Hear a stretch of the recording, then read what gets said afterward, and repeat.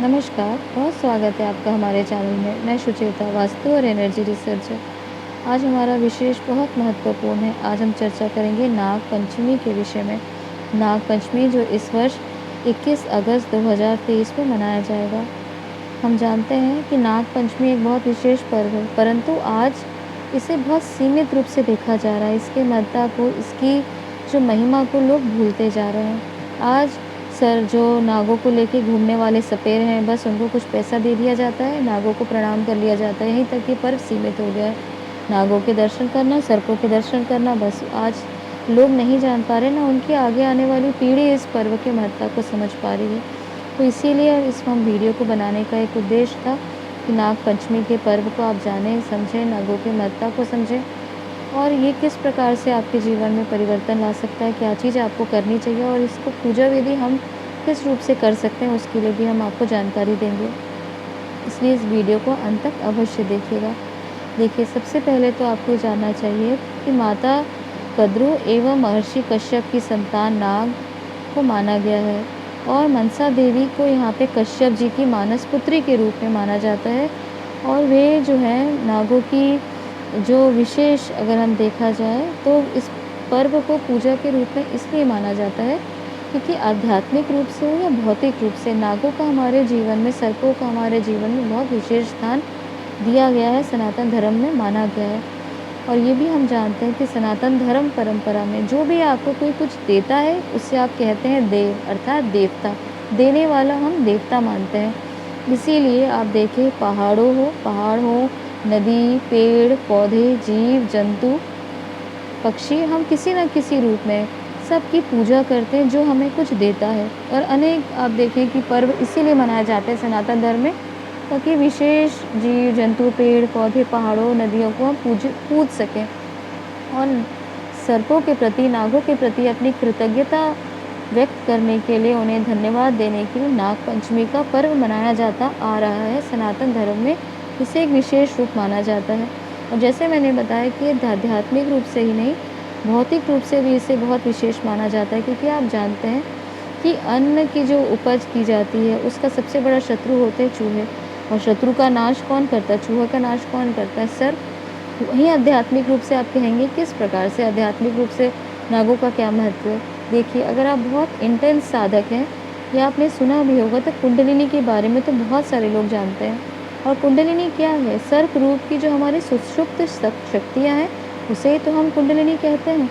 और इसे जागृत करने का भी जो प्रयास करते हैं, इसको भी हम देखें तो कहीं ना कहीं नाग के साथ, सर्पों के साथ इसे जोड़कर देखा जाता है और शक्तियों को जागृत किया जाता है। वहीं अगर हम मनसा देवी के बारे में अगर आप नहीं जाने तो ये विषय काफ़ी अधूरा रह जाएगा, क्योंकि मनसा माता कश्यप जी की, महर्षि कश्यप की मानस पुत्री हैं और पूर्वी भारत में तो इन्हें बहुत ज़्यादा विशेष स्थान दिया गया है और इनकी पूजा एक विशेष पौधे के रूप में की जाती है। और कहा जाता है कि अगर आपके घर में ये पौधा है और माँ मनसा की शक्तियों को आप इसमें जागृत करते हैं तो अनेक प्रकार की नकारात्मक शक्तियाँ आपके घर में प्रवेश करेंगे ही नहीं, क्योंकि शिव जी की जो है भोलेनाथ की जो कन्या शिष्या हैं वो मनसा देवी है, इसलिए उनका नाम शैवी भी है। और इसीलिए देखा जाए कि ये जो पर्व है नागों की पूजा का, सर्पों के पूजा का, ये बहुत विशेष पर्व है।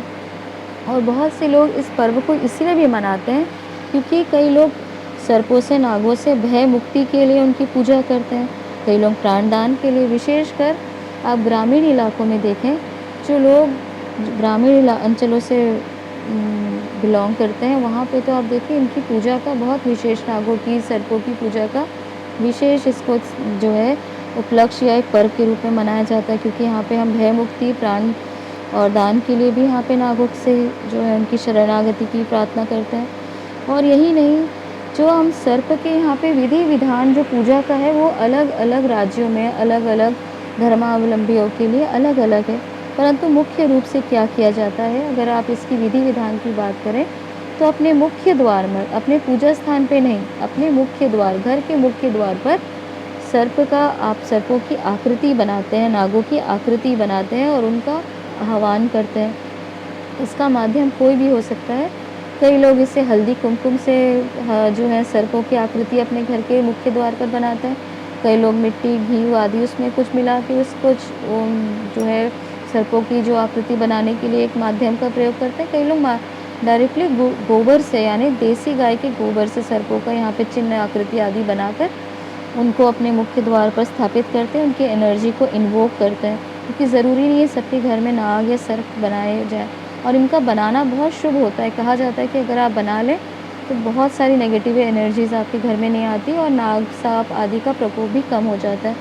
फिर इनकी आप धूप, दीप, नैवेद्य से पूजा करते हैं, दूध चढ़ाते हैं, जल चढ़ाते हैं, नारियल आदि के द्वारा उनकी पूजा की जाती है, ताकि घर में नाग, सर्प आदि से जो पूजा करने का विधान इसलिए भी है ताकि जो ये शक्तियाँ हैं आपके घर में पॉजिटिविटी बढ़े और नकारात्मक शक्तियाँ घर में प्रवेश ना करें। और आप देखें कि स्पिरिचुअली भी इसे बहुत ज़्यादा हाई एनर्जी के साथ सांपों को या नागों को जो किया जाता है, क्योंकि नाग एक लोक ही है।